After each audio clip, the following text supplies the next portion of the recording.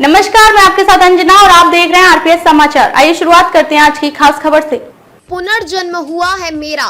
मरा था आतंकी हमले में 7 साल के बेटे ने बताया कुछ ऐसा। हक्के बक्के हुए माँ बाप। दुनिया के अलग अलग हिस्सों में आपको अलग अलग किस्म की घटनाएं देखने और सुनने को मिलती हैं। कई बार तो ये इतनी अजीब होती हैं कि सुनकर ही रोंगटे खड़े हो जाते हैं। कुछ ऐसी घटनाएं हैं पुनर्जन्म की कहानियों से जुड़ी। सोचिए, अगर कोई अपने पिछले जन्म और मृत्यु के बारे में बताने लगे तो ये स्थिति कितनी आश्चर्यजनक होगी। सोचिए, अगर कोई छोटा सा बच्चा अचानक ही कहने लगे कि वो अपने पिछले जन्म की सारी बातें जानता है, इसके अलावा वो आपको कुछ ऐसा बता दे जो इस बात का सबूत भी दे दे, तो बहुत चक्का होना बनता है। डेली स्टार की रिपोर्ट के मुताबिक ये कहानी केड नाम के बच्चे की है। जैसे पैदा होते ही प्लेन और ऊंची ऊंची बिल्डिंग्स देखकर अजीब सी प्रतिक्रिया देने की आदत थी।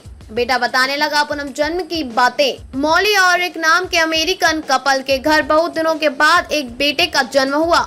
उन्हें नहीं पता था कि उनका ये बच्चा जरा अलग है। 2.5 महीने की उम्र में ही वो चलने की कोशिश करने लगा और उसकी हरकतें काफी कुछ बड़ों जैसी होती थी। 2 साल की उम्र तक वो काफी समझदारी भरी बातें करने लगा। 3 साल की उम्र में वो बताने लगा कि पिछले जन्म में उसकी मौत कैसे हुई थी।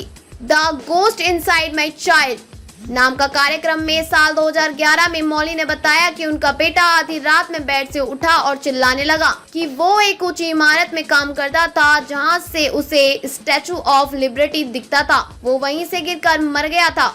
माता पिता रह गए हक्के बक्के। केड का जन्म साल 2004 में हुआ था, जबकि वर्ल्ड ट्रेड सेंटर पर आतंकी हमले की घटना 2001 में हुई थी। ऐसे में बेटे के मुंह से ऐसी बातें सुनकर माता पिता हक्के बक्के रह गए। उन्होंने कभी भी ना तो केड के बारे में ऐसा कुछ बताया था और ना ही दिखाया था।